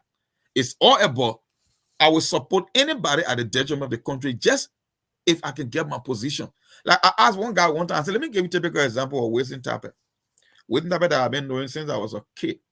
I said, if Winston Tappet was never given Commerce Minister position, which was his former position, there is no way in the world, if there was nothing for him to benefit, that Winston Tappet, looking at his level of experience, his education, will support our presidency. But guess what? He will support we are because he believed that when he support we are, he will get his Commerce Minister job back. That's just why it is in Liberia.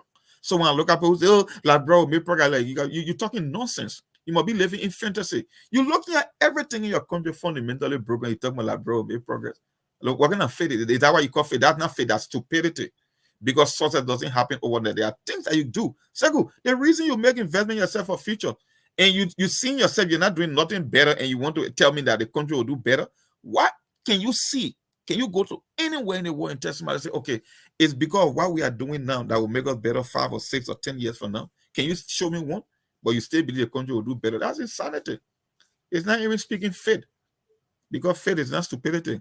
Faith is being optimistic about the future. It's what we call hope. I'm doing something now that will give me a chance of being better in the future. But you see, everything has been doing the complete opposite. Everything is well, but yeah, you keep saying you will do better. How?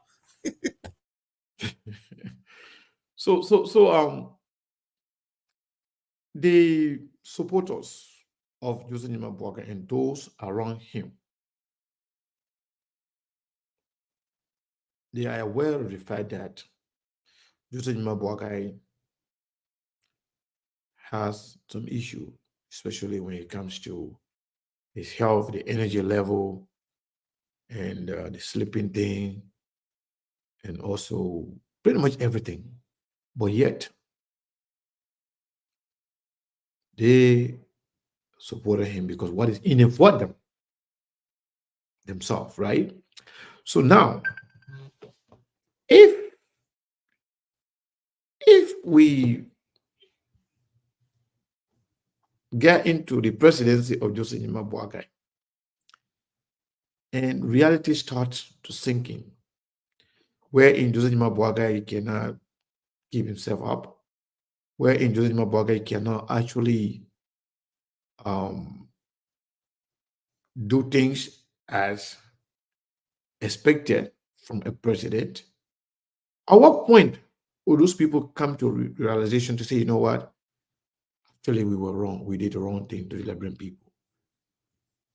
At what point? And what would they do? We just have to wait? Or what should we do after that? And you think they will even, come to terms with reality to say, you know what? This is exactly what we did, and we were wrong. You think that will ever happen? I don't think so, though. I don't think that will ever happen. They will try to sugarcoat, they will try to cover up to the very end. I think you saw it from the campaign to the election. If they would do anything and everything, they would do it. But coming to the realization to accept the wrong, no, I don't see that happening. It will not happen. They will dig in, they will get stuck in, and the people who used to say we agree, they will come to a time that they won't agree. It's just that it will be too late, and they can see it right now. That's why the momentum is dying naturally before the government can even get seated, because they are seeing things that they are not satisfied with. But the question is, are they fair enough to say the truth? And that's why we are not noted for doing Liberia. You're seeing something crumbling on your watch. You know it's not right, but to just come out to say it, no, you cannot muster that courage to come and say it. They're seeing it. They know what Yaka Koliva was saying is the truth. The same move that have been made, the inaugural program, and all is another testament to that effect. The Amara situation, they've seen it. But the question is, how many of them will be? They will come to you in the background and say, "My man, you know what? I was saying we're not okay with this thing." But to say it publicly, for the vast majority to know that what we are doing is not right, it will never ever happen. We'll keep dragging it until the next 6 years finish, because at the end of the day, it's all about job, it's all about what you can get. It will never be about the country anytime soon. That's what I'm saying. Maybe the day we get a better leader by means of hope, and hope, you can say hope or crook. I won't use that word hope or crook. Maybe randomly. Sometimes when you try random experiments, sometimes the result can be better. Maybe the day we get to see real leadership in Liberia, it might change the way how people make decisions. But until then, it will just be business as usual, because people cannot make better decisions when they're not exposed to something better. That's just why it is. So maybe by God's miraculous intervention, we get some good leaders, some real kind of a nationalist or true nationalists that will come and start changing the agenda. Then maybe our people will gravitate to better leadership moving forward. But for now, no, don't expect anything better to happen. It won't. Wow. Okay, let's take this first caller here. Pumba Vidi Torre, are you there? Yes, sir. You're live on SKTV. How you doing? Uncle, yeah, Uncle. I just want to. I cannot agree with Monk. Monk. I agree with you 100 and some more percent. Look, I mean, instead of we progressing, we are going back. Liberia. Don't just go to Ghana, Ivory Coast, Guinea, Sierra Leone. Their independence was won in Liberia by Liberians, donated money and idea how to win the independence. Guinea, what makes Sekou Touré and Ofo Iboanya were best friends to Liberia? Now, our generation to the generation after, or they don't know that history. They don't know. They don't know what Liberia have done in Africa. They don't know. Now, we are regressing. Well, that's the worst thing about it. Why you ever said no to that about Liberia, I bet you for any of the university students in Liberia today and tell them and give them a caution about Liberian history, they will not pass the test. And that's a regression for a country. A complete going backward. That's the problem. That's my fear about Liberia. I cannot agree with you more, Monk. I don't know how it's going to take a prayer, or God should give us some silent revolution, because Liberia not good for any armed revolution anymore. We don't know how to do it. We do it, the country will go backward. Monk, please take a time and research Burkina Faso today, as I speak to you. The young boy, he was born 1988, the year I graduated from high school. I'm not ashamed of it. Look at the kind of development the young boy is bringing to Burkina Faso. Don't you know that Burkina Faso is starting to be one of the African richer countries today? Right now. Burkina Faso, that we have, Liberia has to destroy. We know that history. Liberia destroyed Burkina Faso. Thank you, Mark. Thank you. All right. Thank you. Yeah, what am I talking about? Liberia helped destroy Burkina Faso. Maybe some of you who don't know the history, Prince Johnson there were the one that went and killed that took Sankara out. So those of you who may not know the history, that's what the brother is talking about when he said Liberia helped to destroy Burkina Faso. To Prince Johnson then, the people that are with the rescue mission today, they are the one that went and killed the president Thomas Sankara of Burkina Faso, one of the most loved and respected president. Respected and one of the most charismatic and progressive president with a bunch of new ideas. Yeah, he was very young, charismatic, loved, and very, very, very pragmatic, but he was taken down by the likes of Prince Johnson that we are celebrating today.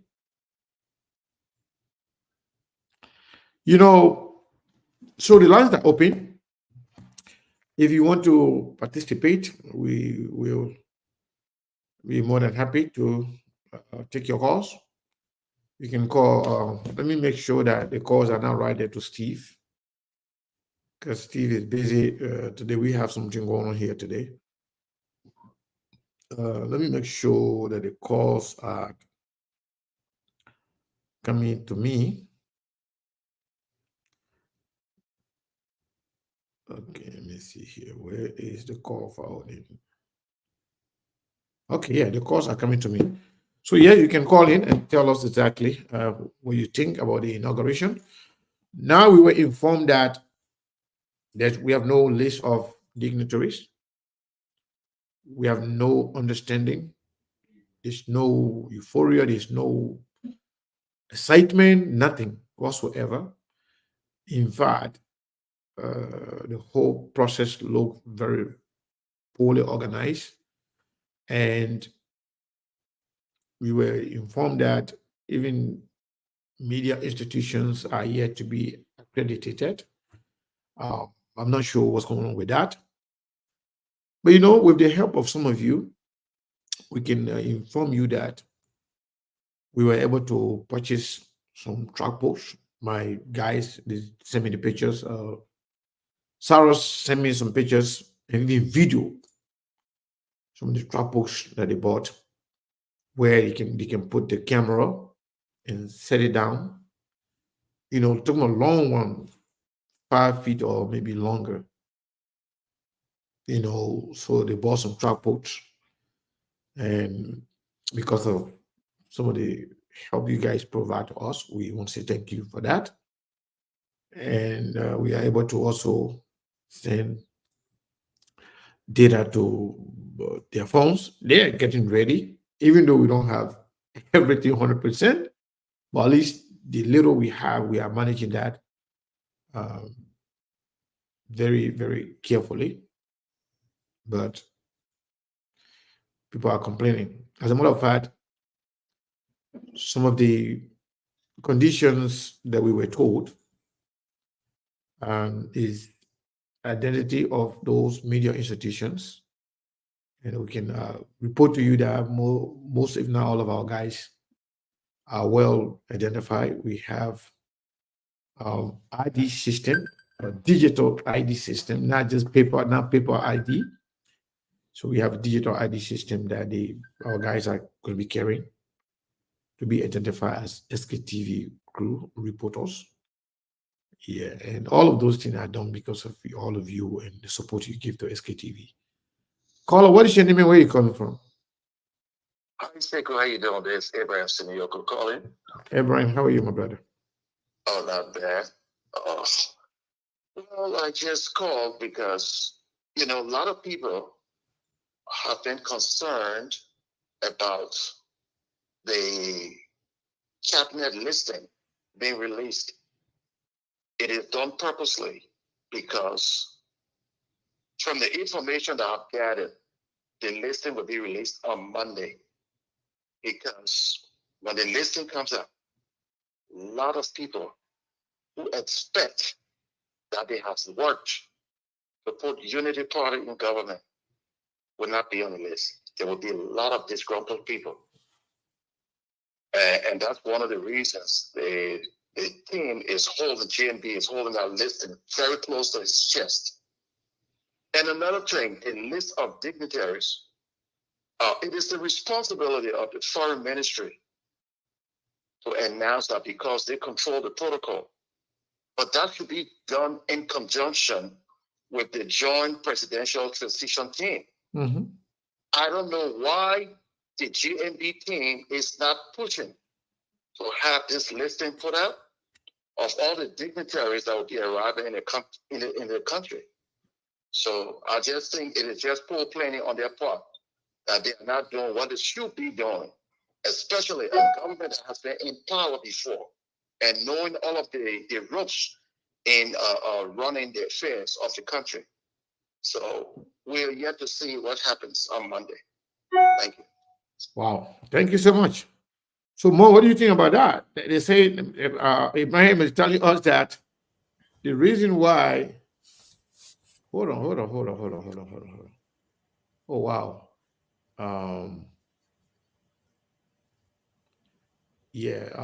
Somebody say we shouldn't call their last name. They contributed $100 towards our team to help us provide coverage of the inauguration. She sent us $100. The name is Felicia. All the Felicias, all of you, thank you, because the last name, when I'm not going to call it. That Felicia person, we really, really appreciate it. Thank you so much. Yeah, some people contributed here and there. We still need support. Sekou already we just on here, right? But Sekou cannot even stay here longer because the data finish and he wants to make sure that he got some data, for Monday. Sekou managing your expectations. Yeah, managing expectations, and he was giving some very good information.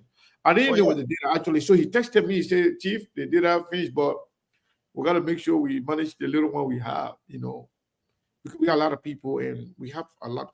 And the thing about this thing, when you're in Africa, right, when you're in Liberia, to go live, it uses a lot of data. And not like here. Once you pay a phone bill, you get unlimited internet. You like it, you go live 24 hours, nobody cares. You're not going to run out of it. But it's not like that in Liberia.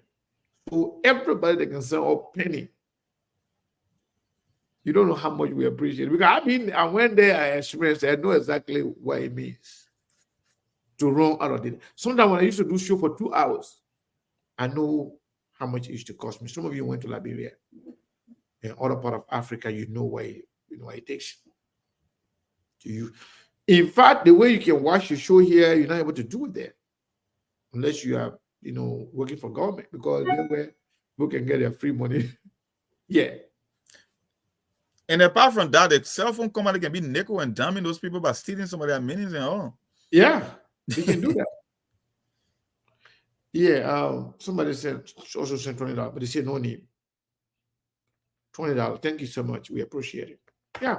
So whatever you get to send to us, we will take it with very much appreciation and happiness, because the challenge, because tomorrow we're going to have show, maybe, and that will be the last day, for preparation before the inauguration. Yashindi, Martin, Kwe, Kenneth. If I don't add Kenneth there, then I'll be cheating on myself. Yes. What's up? How are you? I'm good. I wanted the two things I wanted to speak to. I wanted to speak to the opening of the show today about what is happening in Gaza. I know people come in, don't say anything, don't say something. Let me say this. Majority of the people who are talking don't know the history established, so they just talk. Okay? It's sad that people who were discriminated against, people who were prosecuted, people who were murdered, gruesomely murdered, and people felt that they needed their own home to come and create the kind of atrocity that is going on in that place. What did the children do? That's what some of us during the war. What did the young people do? What did the women do? They are in the streets. Okay? So let me say this. Israel projected to have a GDP per capita around about 75,000, okay, by 2025. If anybody knows most of the world, how to grow the economy, okay, America became superpower after the war. They say they call it isolation of policy. But what they did was they built war equipment. They fed the people. They support underground. And when they came out economically, they were power. They were war power, for that matter. It's a whole, what they call a history lesson that you can teach. Okay? When the people passed the resolution at the United Nations to create a space for Israel, okay, it was the Palestinians that occupied that place, okay? And every time they went to war, they took more and more of the land. The problem in the Gaza is not about religion. It's about land ownership. It's about forcing people out and coexisting. That's what it's about. But it's a story for another time. I wanted to add my voice to your voice. That we can say we are Christian and we can say we're God-fearing and we are sucking blood. All right? And then the thing is, you have to understand, America, most of those people are specialized in weaponry, war equipment, electronics, advanced telecommunications. Majority of your big organization in this country, okay, or your programming, your electronic company, the head of them, the Jewish people, okay? The market and the Neiman Marcus and all of those, the Bloomingdale, they're owned by those people. All right? Like the other day, they said they're not giving money to Harvard because they gave, I think, millions or billions to Harvard. One of the billionaires said he was holding his money and not giving it to Harvard because Harvard spoke against what is happening. So there's a lot, when people say money is evil, money is not evil. They say the love of money. Money is power. That's what Black people have to learn, okay? African people have to learn. And that's why we're speaking the imperialist language and we're condemning each other. As somebody does not agree, the subject does not agree, I speak my own. You can't come and tell me that's my language. Those people use that language. But let's go back to the inauguration. Listen, what I've noticed about Liberians is when other people are there, it looks like somebody wants your seat and they can't get to your seat. They will pinch you to get to your seat. I'm watching all of these people that were calling people wicked, cruel, molester yesterday and saying, oh, this person is genuine, oh, so and so. The only reason most of these people were talking is because they wanted that seat. Mm-hmm. They were not talking because they care about the people that were dying. They didn't care about the Odell Sherman. You didn't see them come out when we're talking about Odell Sherman. You didn't see them come out when we talk about the 3 young men that were missing. You didn't hear when the auditor was shot and killed. All right? How many people show up? everybody show up when their family member is hurt and their group show up and then the rest disappear. They didn't talk about the lady that was just busy in the market, molested, ripped among everybody, and she laid down, stay battling for her life. They didn't talk about it. They didn't talk about Jessica Law, that this missionary almost murdered, chopped her hair, almost chopped off her hair. We're hearing the man is not even in the country. So when we were taking over, we have brought motorbike riders out of Ghana. And the UP people and all of us were all over here. It has been 6 years. Can they tell me the Liberian police do not have money care? We have not trained our people. That was and that is so annoying, so agitating, so demeaning for a nation that is 176 years old. And when President Monk said, until we get a leader, maybe we'll get a leader by mistake, that has a vision to change Liberia. We are on a merry-go-round. Merry-go-round is actually like a play horse. We're not going anywhere. Okay? Yesterday, when we talked about World Economic Score, the sedition told us, why you didn't bring it for 12 years? Now I'm hearing you people say, why you didn't do it when you were there? Now we're bringing DJ equipment from Sierra Leone. We're bringing motorcade from Ghana. Maybe we'll bring someone we brought Logistical from Nigeria. But they tell me, you and me, people were not Liberian before we left. After they killed 250,000 people, that we left them, but we're giving back to the country, and we are not Liberian. So, in a nutshell, let me say this: most Liberians are corrupt. All right, because people see themselves in a leader. The leader is a reflection of the people. Like they say, everybody wants to send them and get removed, especially UP people. But how did they get elected?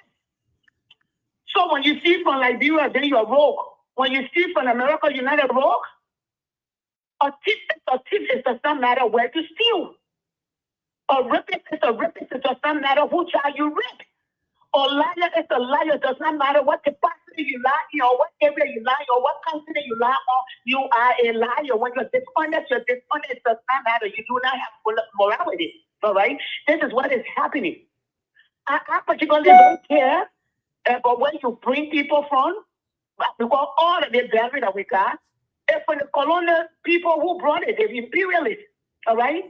What I think is you should make sure your people are in power, that there's competition, that there are rules in place, there's accountability, that everyone is protected, that there's a travel between Africa and everywhere, that we all can advance. That was the idea of the Pan-Africanism, that all Black people see themselves as African, as a nation, okay? Not as an ethnic group. The Kwame Nkrumah, the Jomo Kenyatta, the Azikawe of Nigeria, all of those people, the Marco Gandhi, if you talk about them, even the Turkmen, although he went against it, Togo went against that. This is why we are here. We fight against ourselves and unity. Yep. That's what it is. So for me, if they're going to point at people, then they tell us where they got the money they're in front to run the campaign. They don't need to be there. I think the people who were sanctioned need to be taken care of. And I also think people who have stolen also need to be called out. This cannot be, we cannot single people out. We cannot be situational in our ethics. The call has to be the call. If we say that should not be, it means that should not be. It does not matter who stole. But what I'm hearing, and I talked to some high-level people today, they said don't have tickets. Yeah, that's what I'm telling you now. I mean, somebody complaining that the ticket is being given to seditions. That's so confusing. That is so confusing. They're complaining that they're not getting ticket. They call them. They are considered as key players within the Unity Party, but ticket being given to seditions, some seditions, and now they are accusing seditions of planning to come to go just boo Joseph Boakai at the inauguration. So let me say this to you, Brother Abraham. Hello, Abraham, Senator Yoko, one of our hardworking brother. let me say like you said, there is a transitional government that's supposed to interface the current and the incoming. Okay? Everybody's supposed to know their role and bear. From the onset, when you do a transition, you bear, then you have the whole. All right? So somebody at finance and somebody who is going to finance have to interface, and they need to have wherever the scenario planning, what they were looking for. We start here, we outline some of the things that you look for when you're making a transition, okay? What you should look for, the things that you need to outline, all right? The people are basically who just about that with what do you call it? With their position to. Most of them are more concerned about that. They say they're having inauguration. Then they say, and that's the division I'm talking about. Then they can have this diasporan inauguration, $100 to enter. Thank God my house is comfortable. I'm saying 4 years ago. We'll watch them. But I'm saying to the Liberian people, you're treating our own people. They're just already in Liberia who are college graduates, high school graduates, and riding motorbike for survivor. You can elect them, train them, teach them the protocol for motorcade, even for as a first response unit when it comes to security. That's what people do. Where you're laughing. So these people don't play nothing.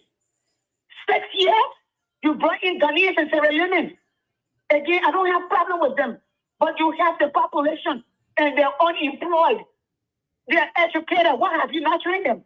Why don't you invest in your people? So let me go, man. I just wanted to come and support you. Like, it's frustrating. You're bad. Thank you. Monk, we just hit the 2 hours. 2 hour mark. Yep. Yeah. So unless you have something else to say, we got to leave it there for today. Well, I don't have nothing much to say. I'm just extending my little token to the incoming administration. I just hope they can double up their effort. I know in 48 hours is almost impossible to get things done. I just hope in terms of governance, once they take the realm of power, they should do something better, because the science just doesn't look, the optics is not looking well. Does not look good for the incoming administration. And people bargain for Joseph Boakai. People make the choices. People were the one in the rain, no matter where you find yourself, canvassing for him, casting that ballot. They will want something better. They expect something better. So you need to put out a big buttons and make the phone calls and hold people accountable. But at the end of the day, he will be someone that would take the vast majority of the responsibility. So he might as well do something better now and hope that things play up at the end of the day, because from what we are seeing, the trend doesn't look good, the optics doesn't look good. The people we expect Joseph Boakai to bring to that country to project power, that somebody responsible out of him, we are not seeing them, whether it's the international dignitaries, whether it's the African leaders and other business people. You know, sometimes when you talk about inauguration, it's not only about people in politics, but just business people, you know, it gives you a sense that, yeah, when they got become president, some people will come to invest in this country. I mean, I haven't heard of any major business leader that will be attending that inauguration tomorrow on the continent. I'm not even talking about international business leader. I'm talking about just people from West Africa or around the continent as a whole. So it does not look, it's not looking good. I mean, that's why. Anyway, we will see, because we'll see what happens. We'll see what happens. Let me take this last call and then we will just go. Fuma, you calling back? Yes, you know, it's so frustrating about Liberia. Uncle, let me tell you, Mom, let nobody put the blame on George Weah government. This inauguration is for the Unity Party. Okay? What are they supposed to be there to invite the people? But wait now, Mom, if you come into power, I'm leaving. They actually invite your people for you? Oh no, it doesn't work that way. I mean, look, I hate, in fact, to talk about George Weah. I hate it to my God. But at least we Liberians, we have cultivated the culture of laziness in ourselves. We are just lazy by put blame on people. Everybody. Mom, when you were talking, I was just thinking about something. the OAU, now AU, the ECOWAS. Don't you know that no Liberian has become Secretary General of this vibrant organization? What does that tell us? Yeah. They don't see us as a strategic and important partner anymore. I was listening to one talk show the other day. Say the destruction of Liberia came from Sierra Leone. I said, who told you that? You're being watched. I said, who told you? You destroy Sierra Leone. Yeah. You carry war to Sierra Leone. You see, and we are just good at lying. Liberia, manipulation of our own history, rewriting our own history to the highest. Sometimes, if I sit down to think about Liberia, I just get mad about myself. That's where I was born. That's where I grew up. I love the country. But what can I do? Thank you. I'm telling you, look, it's so frustrating. It's so frustrating that this country, it's Guinea, Ivory Coast, Sierra Leone, Mali, we have to gain their history, to begin their independence. To give them, most of the prefecture closer to Liberia, Masandan, all this place, it was Liberian government that built this administration building in Guinea and Sierra Leone after their independence to help them. Yes, it's in the history. Therefore, we're happy again to destroy them. Oh, brother, thank you. Thank you so much. Yeah, man. So, yes, this person, Riverside Pro, perhaps he was the person on the line and the line dropped maybe 5 minutes before I take this call because we were already talking about leaving. And then you're saying, oh, your line was dropped for somebody. Yeah, let's listen to the pro. Some of you, I don't know how you behave, but you can't do that. Nobody dropped your line. You were there on hold, you left the line. Now I took the next call. He said, oh, your line, or you were taken off the line for somebody. This guy already called you for the second time. Why would you take you off for somebody else? We don't do that. We don't discriminate. We do not cherry pick. This platform belongs to everybody. If you want to call in. Stop the crybaby attitude. I know you to be a man. I'm not a crybaby. If your line went off, just call back. Simple as that. Or do not accuse us of discrimination or cherry picking. Nobody took you off. You went off more than 5 minutes before this guy called back. They say, oh, so I was taken off for this person. I expect you to know better. So, President Monk, unless you call back, we'll give him a chance. If he doesn't, that's fine. Yeah, we'll just call it quit for the day. With the So tomorrow, let me say thank you to, let me make sure. So I just want to say thank you to the two people then that actually sent us money today again. For the thing, to support us or support our guys. $20 and $100. I want to say thank you. We really, really appreciate it. And tomorrow we'll be here. Thank you. And Monk? Yep. That was right? Yeah, we'll call it quit tomorrow, another day. All right, brother. Thank you so much, man. Thank you as always for everything you do. I'm here. Anytime we can do it, we do it. Any day, every day. Once I got a time yeah. We trust you, man. Thank you, sir.